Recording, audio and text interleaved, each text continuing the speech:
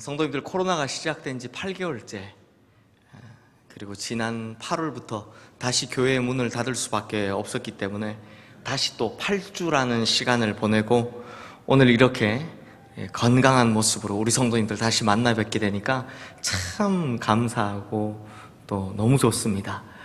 여기까지는 이제 원고에 써 있는 말이고요. 그러니까 이건 오실 걸 기대하고 썼던 글이고요. 실제로 우리 성도님들 뵈니까 너무 감사하고 너무 좋고, 너무 이게 좋아가지고 어쩔 줄 모르겠네요. 뿐만 아니라 우리 지난 8개월 동안 아직 한 번도 뵙지 못하는 성도님들 아마 화면으로만 계속 뵈실 텐데, 전 너무 그립습니다. 꼭 다시 우리 모두 다 건강한 모습으로 만나게 되기를, 그리고 이 예배 자리에서 함께 예배하게 되기를 간절히 소망하면서 또 기도하면서 기다리도록 하겠습니다. 온라인으로 예배를 충실히 드려오신 분들 잘 아시겠지만 지난 6주 동안 엘리야에 관한 설교를 했습니다. 그러면서 지난주 설교에서 이렇게 말씀드렸죠. 지금까지 엘리야에 관한 말씀 참 많이 보아왔지만 특별하게도 이번에는 이 말씀 볼 때마다 새로운 것들을 보여주셔서 정말 어쩔 수 없이 계속하게 되었다고. 하지만 제가 아마 엘리야에 관한 설교를 이번이 마지막일 거라고 하면서 전제를 하나 달았습니다. 뭐냐면 주님께서 이끄시는 대로 하겠다. 그런데요, 지난주에 이제 설교를 녹화하면서 설교를 막 하고 있는 중에, 설교를 한참 하고 있는데 제 머릿속에서 설교하는 중에 또 다른 궁금증이 생기는 겁니다. 성도님들도 한번 잘 생각해 보십시오. 먼저 오늘 본문이죠. 갈멜산에서 바알과 아세라 제사장 850명과 홀로 대결하던 엘리야. 그런데 이때 드린 엘리야의 기도는 즉시로 응답을 받습니다. 그래서 기도가 끝나자마자 즉시로 하늘에서부터 불이 떨어지게 됩니다. 그런데 지난주에 설교했던 내용이죠. 똑같은 장소인 갈멜산에서, 그것도 분명히 하나님께서 이미 약속해 주신 바가 있어서 비를 내려달라고 기도했던 엘리야. 이번 기도는 엘리야가 땅에 꿇어 엎드려 그 얼굴을 무릎 사이에 넣고 정말 간절히 기도했음에도 불구하고 즉시로 응답이 되질 않습니다. 6번을 실패하고 7번째가 되어서야 겨우 사람의 손만한 구름 하나를 보게 되는 겁니다. 아니 성도님들, 간절하게 기도하는 모습이나 이미 하나님께서 약속하신 것이나 이런 것들 이모저모를 살펴봐도 사실 비가 오도록 하는 기도가 훨씬 더 응답받기에 합당해 보이지 않습니까? 그런데도 약간은 즉흥적이라고 할 수 있는 하늘에서 불이 떨어지는 기도는 즉시로 응답을 받은 반면, 하나님께서 미리 약속까지 하신 하늘에서 비를 내리는 기도는 6번을 실패하고 7번째 겨우 손만한 구름 하나로 응답을 받게 됩니다. 그러니 이것이 이상하지 않습니까? 어떨 때는 하나님께서 즉시로 응답해 주시는 반면 어떨 때는 정말 응답을 늦추시고 또 늦추시고 또 늦추시더라라는 겁니다. 아니 그럼 대체 왜 이런 차이가 날까요? 제가 지난 한 주간 동안 왜 이런 차이가 생길까, 이게 또 궁금해가지고 계속 묵상을 하고 또 묵상을 해보았는데요, 답은 모르겠더라고요. 처음엔 저도 모르겠다였습니다. 초반에는 아무리 말씀을 들여다보아도 뭐 하나 보이는 것이 없더라고요. 그래서 이번엔 이것이 주님 뜻인가 보다 하고, 그래서 이번 주에는 엘리야 말고 다른 걸 설교해야지 하고 있었습니다. 그런데 우리 교회는 주보가 목요일까지 마감이 되거든요. 그러니까 목요일 날까지 설교 원고, 이제 설교 제목과 이 본문이 나가야 됩니다. 그래서 그걸 이제 정하려고 막 보고 있는데 참 신기하게도 하나님께서 또다시 저에게 하나씩 보여주시는 것이 있더라고요. 하나님께서 뭘 또 보여주셨냐? 성도님들, 먼저 지난주에 보았던 열왕기상 18장 42절 말씀에 나타난 엘리야의 기도하는 모습을 한번 보십시오. 땅에 꿇어 엎드려 그 얼굴을 무릎 사이에 넣고 이렇게 기도했다는 겁니다. 이 말씀을 두고 설교하시는 분들 중에는 농담 삼아 이 자세가 참 아크로바틱하다라고 하면서 참 일반 사람들은 이게 쉽게 따라할 수 있는 자세냐고, 그래서 엘리야가 굉장히 유연했던 것 같다라고 하면서 요가라도 했는가 봅니다, 뭐 이렇게 우스갯소리를 하시는 분들이 계십니다. 하지만 성도님들, 엘리야가 땅에 꿇어 엎드려 그 얼굴을 무릎 사이에 놓고 기도했다라는 것에 우리는요 두 가지를 알 수 있습니다. 먼저는 저도 우스갯소리를 하나 하자면 엘리야는 배가 나오지 않은 사람인 것 같습니다. 배가 안 나왔다고요. 저도 이 자세를 흉내내 봤는데요, 한번 해보고 싶어서 이렇게 한번 해봤는데 배 나오니까 이거 안 되더라고요. 이 자세가 안 되더라고요. 그래서 제가 궁금해서 실제로 성경에서 엘리야가 뭘 먹었냐, 이 기사에 대해서 좀 알아봤습니다. 했더니 아침 저녁으로 까마귀가 가져온 떡과 고기를 먹었다고 하는데요, 까마귀가 가져와 봤자 그 양이 얼마나 되겠습니까? 그리고 숯불에 구운 떡과 물 한 병, 고작 이거 하나 먹고 40일 동안 북이스라엘에 있는 이스라엘에서부터 저 아래에 있는, 거의 사우디아라비아 끝쪽에 있는 저 아래에 있는 호렙산까지 간 걸 보면 실제로 이 거리는요 서울과 부산의 거리의 2배 정도 되는 거리입니다. 그러니 엘리야는 이게 먹는 건 적고 움직이는 건 많으니 별로 살찔 일은 없었던 사람 같습니다. 그런데 진짜 중요한 것은 따로 있습니다. 성도님들, 우리가 흔히 하는 유연성 테스트, 이게 무릎을 쭉 편 채로 허리를 숙여서 이게 땅에 손을 짚는 이 유연성 테스트, 이 자세 잘하려면 어떻게 해야 합니까? 계속 연습을 해야 하죠. 계속 이러한 자세를 취해야 합니다. 그래야 그걸 잘할 수 있습니다. 그러므로 엘리야에서 이런 기도의 자세가 나왔다, 땅에 무릎을 꿇고 정말 자기 얼굴을 무릎 사이에 넣는 그런 기도의 자세가 나왔다는 것은 이 사람은요 평소에도 그렇게 기도하는 사람이었다는 것입니다. 즉 엘리야는 이때만 막 간절히 기도하는 것이 아니라 평소에도 항상 이렇게 간절히 기도하던 기도의 사람이었다라는 것입니다. 그러면 엘리야는 기도만 열심히 하는 사람이었을까요? 아닙니다. 오늘 본문 말씀인 36절 말씀 우리 함께 읽겠습니다. 저녁 소재 드릴 때에 이르러 선지자 엘리야가 나아가서 말하되 아브라함과 이삭과 이스라엘의 하나님 여호와여, 주께서 이스라엘 중에서 하나님이신 것과 내가 주의 종인 것과 내가 주의 말씀대로 이 모든 일을 행하는 것을 오늘 알게 하옵소서. 여기서 엘리야가 뭐라고 합니까? 내가 주님의 말씀대로 이 모든 일을 행했다라고. 즉 하나님께서 자신에게 명령하신 것을 하나도 남김없이 다 순종하여 실천하고 있다는 것을 강조하고 있습니다. 즉 엘리야는 기도의 사람일 뿐만 아니라 순종의 사람이었다라는 것이죠. 사랑하는 성도님들, 하나님께서 우리에게 받기를 좋아하는 것이 몇 가지 있습니다. 예배, 찬양, 이런 것들이죠. 하지만 그 중에서도 하나님께서 우리에게 받기를 가장 원하시는 으뜸인 것이 뭐냐? 바로 순종입니다. 사무엘이 사울 왕에게 했던 그 유명한 말씀, 사무엘상 15장 22절 말씀에 보면 하나님께서는 제사보다 자신의 목소리 청종하는 것을 좋아하시고 그래서 순종을 제사보다 낫게 여기신다라고 합니다. 이게 우리 주변을 봐도요 기도 열심히 하시는 분들 참 많이 볼 수 있습니다. 그런데 중요한 것은 기도하는 사람에다 순종의 사람이 덧입혀져야 한다라는 것입니다. 이게 다실론이 유행했던 고대 그리스 시대는요 사람들이 이렇게 기도를 했다고 합니다. 이제 배를 타고 항해를 나갈 때는 바다의 신 포세이돈에게 기도를 드리고, 전쟁을 하러 나갈 때는 전쟁의 신 아레스에게 기도를 드리고, 즉 이렇게 자기 필요에 따라서 신에게 기도하고 심지어 뇌물까지 주면서 그 신의 힘을 이용하려고 했던 거죠. 신을 섬긴다라고 했으면서 사실은 신을 자기 종부리듯 마음대로 이용해 먹었다라는 것입니다. 그런데 기도를 많이 하신다고 하시는 분들 중에 응답에 대해서 이런 개념을 가지신 분들이 계십니다.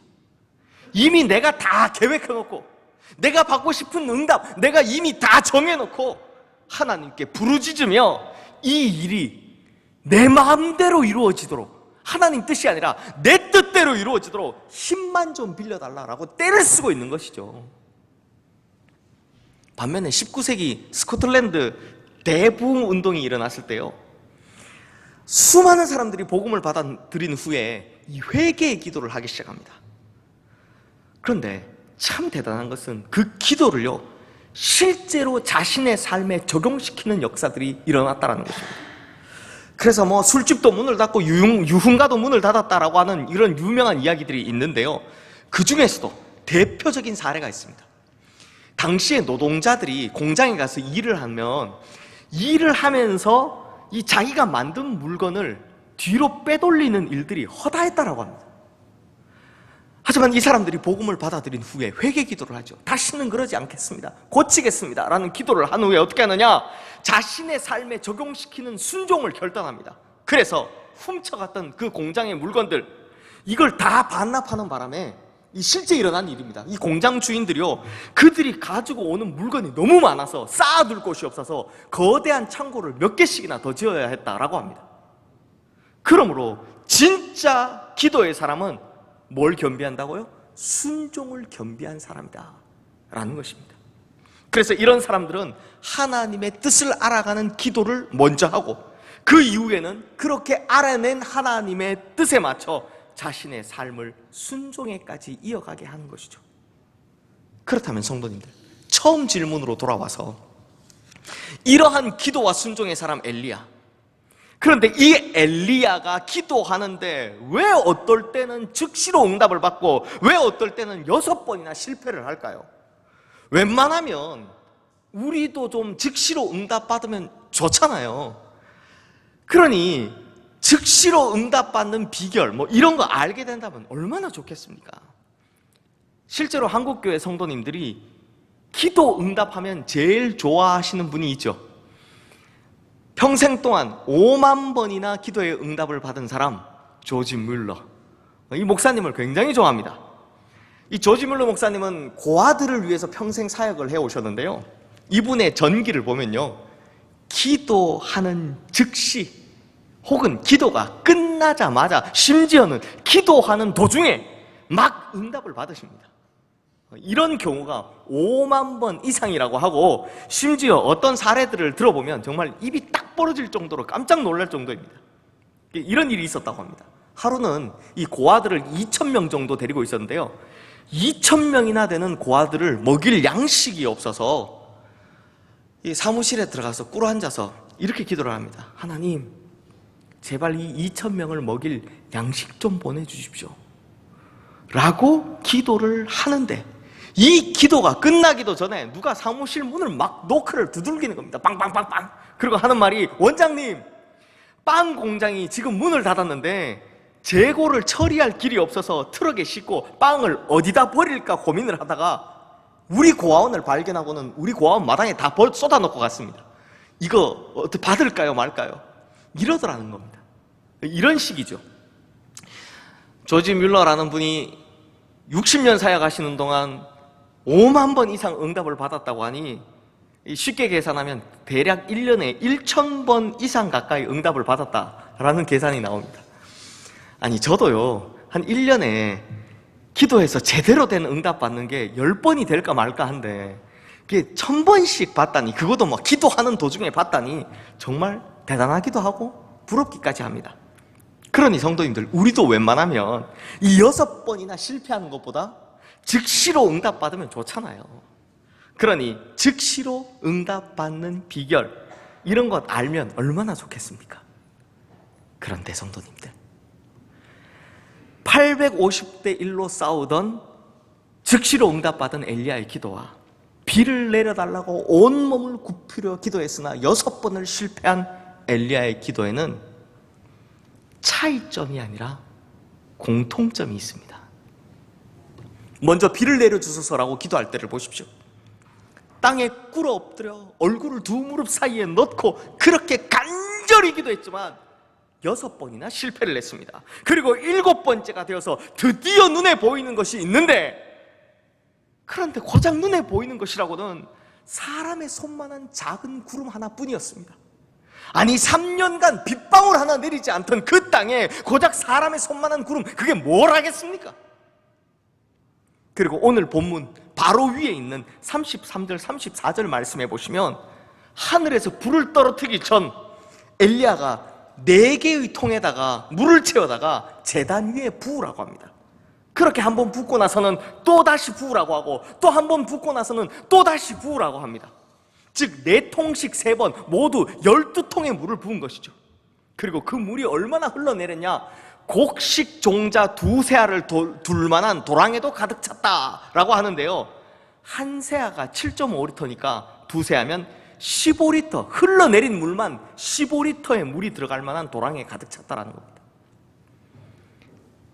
만약 그때 제가 엘리야였다면 그 제단을 타고 줄줄줄 물이 흘러내리는 걸 보고 속으로 이렇게 생각했을 겁니다.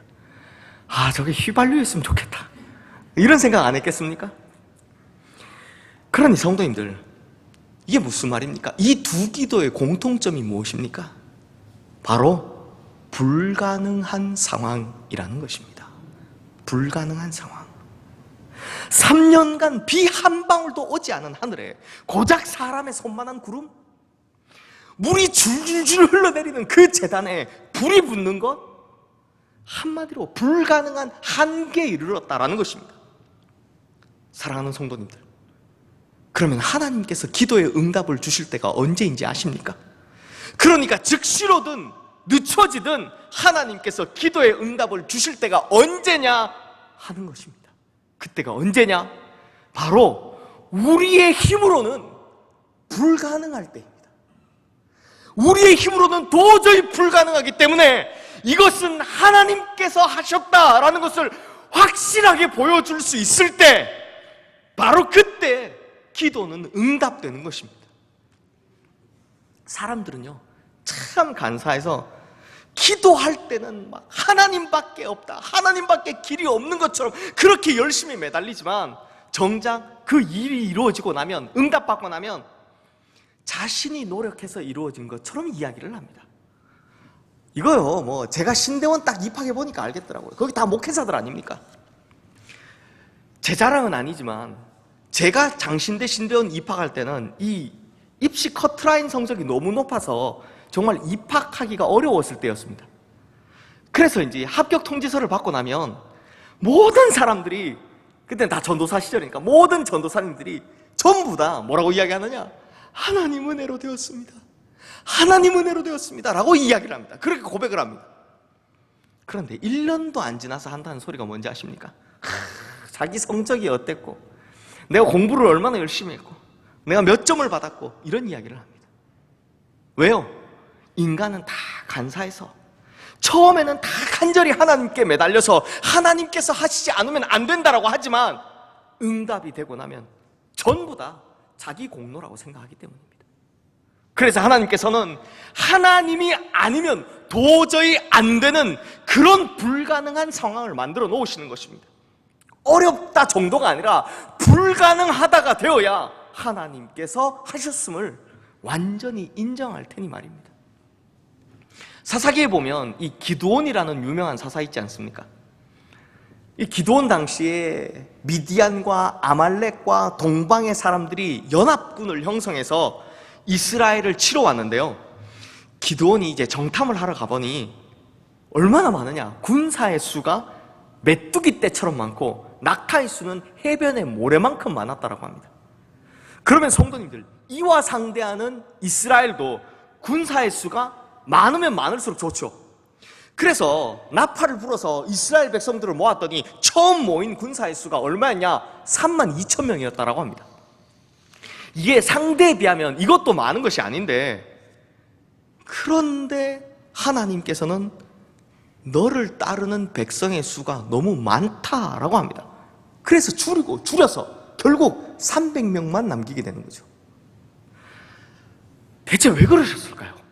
지금 적이 이렇게 많은데 우리도 좀 많으면 좋을 텐데 왜 300명 가지고 그 많은 적을 상대하라 하셨을까요? 사사기 7장 3절 말씀해 보면 하나님께서 그 이유를 이렇게 말씀하십니다.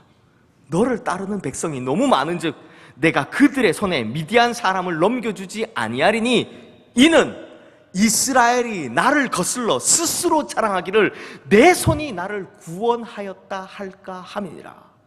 하나님께서 뭐라고 하신 겁니까? 이 상태로, 이 많은 숫자 상태로 이스라엘을 이기게 해주면 사람들이 와, 우리 힘으로 이겼다 이렇게 말할 테니 불가능하다고 생각하는 300명만 남겨두겠다는 것입니다. 그러므로 성도님들, 응답이 빠르냐 느리냐 이것은 중요한 것이 아닙니다. 중요한 것은 이 응답으로 하나님께서 드러나시는 것, 이것이 진짜 중요한 것이다라는 겁니다. 그러므로 우문현답이죠. 먼저 제가 생각했던, 왜 엘리야의 기도가 하나는 즉시로 응답을 받았고 하나는 6번이나 실패를 했을까? 그러면 즉시로 응답받는 비결은 뭘까? 이거 알면 정말 좋겠다 라고 했던 것은 우문이었고, 하나님의 응답은 빠르냐 느리냐가 중요한 것이 아니라 하나님께서 온전하게 드러나시게 될 때에 응답이 된다라는 것, 이것이 바로 하나님께서 말씀해 주시는 현답이라는 것입니다. 제가 이걸 딱 깨닫는 순간 딱 떠오르는 말씀이 한 구절 있더라고요. 우리 성도님들, 지금 화면에 뜬 이사야 30장 18절 말씀 우리 함께 읽겠습니다. 그러나 여호와께서 기다리시나니 이는 너희에게 은혜를 베풀려 하시며 일어나시리니 이는 너희를 긍휼히 여기려 하심이라. 대저 여호와는 정의의 하나님이심이라. 그를 기다리는 자마다 복이 있도다. 아멘. 그러므로 성도님들, 복 있는 사람은 응답의 때를 기다릴 줄 아는 사람인 것입니다. 설령 그것이 한계에 이른다고 할지라도요, 설령 그것이 불가능에 이른다고 할지라도요. 그러니까 응답 빨리 받는 비결, 그런 비결 같은 것은 없습니다. 없습니다. 그저 하나님 한 분만이 완전히 드러날 때를 기다리는 것, 이것뿐인 것이죠. 그러므로 그때가 오기까지 우리가 갖추어야 할 것이 있다면 기도의 사람이 되는 것, 그리고 순종의 사람이 되는 것, 바로 이것입니다. 이러면 지금은 한계와 불가능 속에 처해 있을지 몰라도 결국에는 어떤 사람이 된다? 복 있는 사람이 된다라는 것입니다.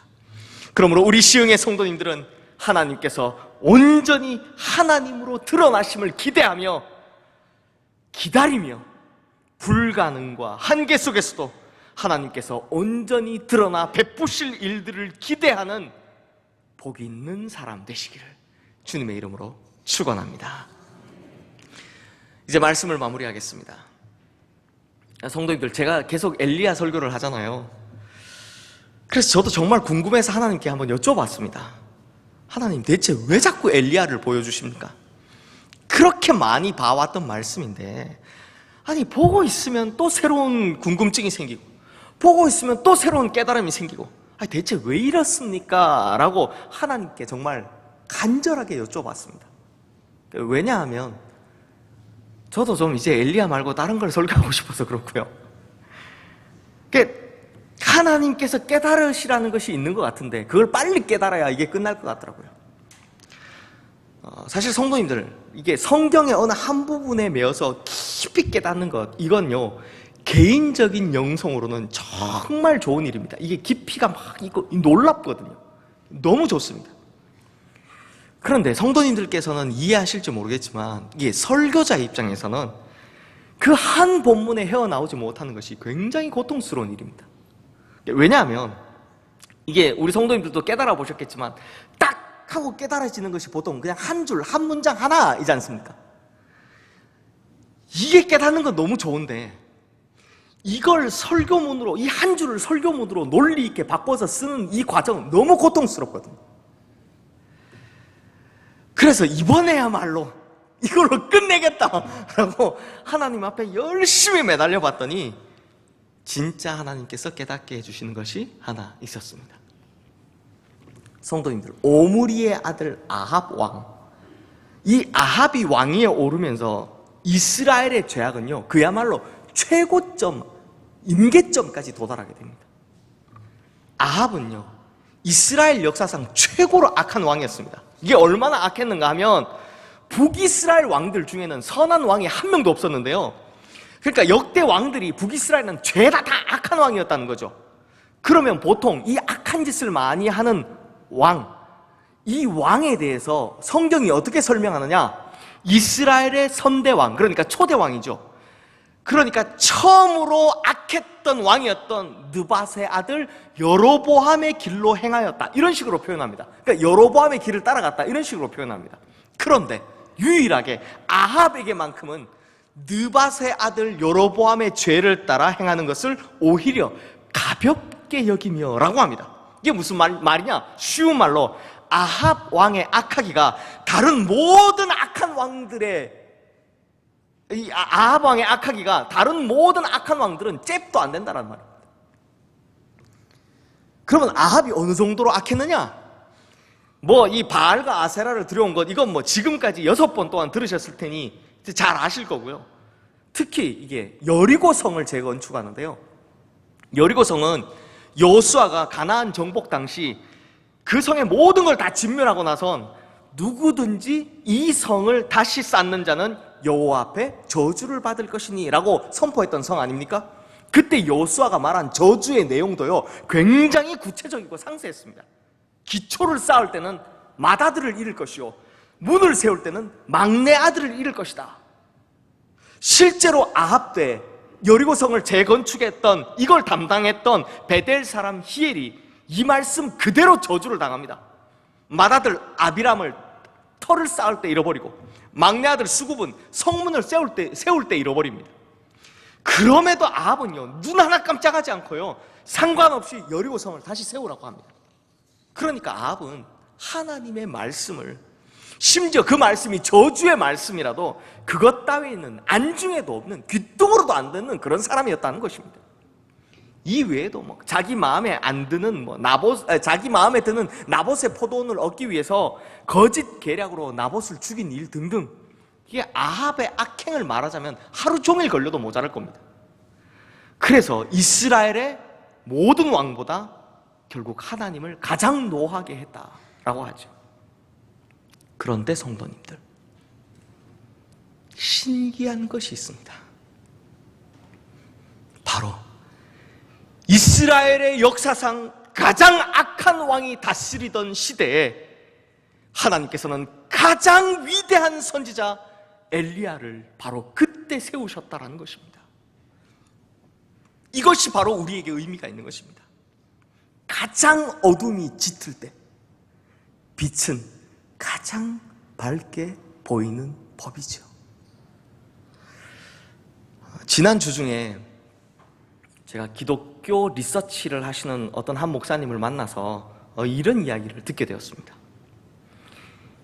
이분의 말씀이 여론조사 결과가 너무 좋지 않아서, 너무 충격적이라서 아직 발표도 안 했지만 이걸 발표를 해야 할지 말아야 할지 고민이 된다라고 하시던데요. 비신자들에게 만약 당신이 지금 종교를 가진다면 어떤 종교를 선택할 것입니까? 라는 설문을 약 1000명을 대상으로 했다고 합니다. 그런데 이 설문이 처음 한 게 아니라요, 시기마다 일정하게 계속 해오던 설문입니다. 그랬더니 이번에 조사를 했더니 카톨릭은 대략 40% 전후, 불교는 대략 20% 전후, 이게 평소와 다름없이 그 수치가 나오더랍니다. 반면 기독교는 평소에는 한 17%, 18% 정도 나오는데요, 이번 조사에서는, 그러니까 1000명 중에서 기독교를 선택한 사람이 몇 명인 줄 아십니까? 0명입니다. 빵명입니다. 단 한 명도 없었습니다. 1000명 중에서 단 한 명도 기독교를 선택하겠다라는 사람이 없다라는 것입니다. 충격이죠. 저도 정말 충격을 받았습니다. 제가 와서 우리 부목사님들한테 이야기하니까 부목사님들도 다 충격이라고. 진짜 그날뿐만 아니라 그 다음 날에도 이야기하고 그 다음 날에도 이야기하더라고요. 정말 충격받았다고. 그러니 이 조사를 한 그 목사님의 말씀에 의하면 이대로는 이제는 전도도 안 될 뿐만 아니라 이대로 가다가는 곧 다가올 미래 교회들마다 다 존폐를 걱정해야 되는 시기가 온다는 겁니다. 교회가 어쩌다가 이 지경이 되었을까요? 하지만 성도님들, 가장 어두울 때 빛은 가장 밝게 보이는 법입니다. 그러므로 이 세상 사람들이 아무도 교회 다니는 사람을 신뢰하지 못할 때 우리만큼은 달라야 합니다. 이 세상 사람들이 아무도 교회에 대해 긍정적이지 않을 때 우리 교회만큼은 달라야 합니다. 그러므로 이 어두운 시대에 엘리야와 같은 성도, 그리고 이 어두운 시대에 엘리야와 같은 교회, 이것이 바로 하나님께서 저에게 엘리야를 보게 하셨던 하나님의 이유였고 하나님의 꿈이며 하나님의 비전이라는 것입니다. 그리고 이러한 엘리야와 같은 성도, 어둠 속에 빛과 같은 교회가 세워지는 것, 이것이 하나님의 간절한 바람이요 하나님의 소망이라는 것입니다. 그러므로 우리는 달라야 합니다. 우리 교회는 달라야 합니다. 그러므로 로마서 12장 2절 말씀처럼 이 시대의 풍조를 본받지 말고 마음을 새롭게 함으로 변화를 받아 하나님의 선하시고 기뻐하시고 온전하신 뜻이 무엇인지 분별하기 위하여 기도의 사람, 그리고 드디어 순종의 사람이 되는 우리 모든 성도님들 되시기를 주님의 이름으로 축원합니다. 그리하여 이런 성도님들이 모인 우리 시흥교회는 이 어둠의 시대에 밝디 밝은 빛으로 우뚝 서는 교회, 그리고 하나님의 간절한 그 꿈을 이루어드리는 교회가 되기를 주님의 이름으로 축원합니다. 기도하겠습니다. 하나님 아버지, 7주 동안이나 엘리야를 보게 하신 그 이유를 우둔한 우리가 이제야 깨닫습니다. 가장 짙은 어둠의 시대에 가장 밝은 빛을 보내셨던 것처럼 가장 짙은 어둠의 시대를 살아가는 우리에게 가장 밝은 빛이 되어달라는 것, 우리가 이러한 하나님의 바람과 하나님의 비전을 봅니다. 이를 위해 약하디 약한 우리를 하나님께서 채워주시고 붙들어 주시어 하나님의 영광이 온전히 드러나게 되기를 기다리는 기도의 사람, 순종의 사람들 다 되게 하여 주시옵소서. 주님의 몸된 교회가, 주님의 핏값으로 사신 교회가 이 시대에 빛을 잃어버렸습니다. 이런 하나님의 안타까움을 우리 모두에게 공감하게 해주시어 우리만큼은 이 시대에 빛이 되는 교회로, 세상 사람들이 우리 교회만큼은 다르다라고 인정하는 교회로, 그렇게 하나님의 꿈을 이루어가는 교회가 되게 하여 주시옵소서. 우리를 한계의 상황, 불가능한 상황까지 몰아가시지만 결국에는 더 큰 응답으로 모든 문제를 해결하시는 우리 주 예수 그리스도의 이름으로 기도드리옵나이다. 아멘.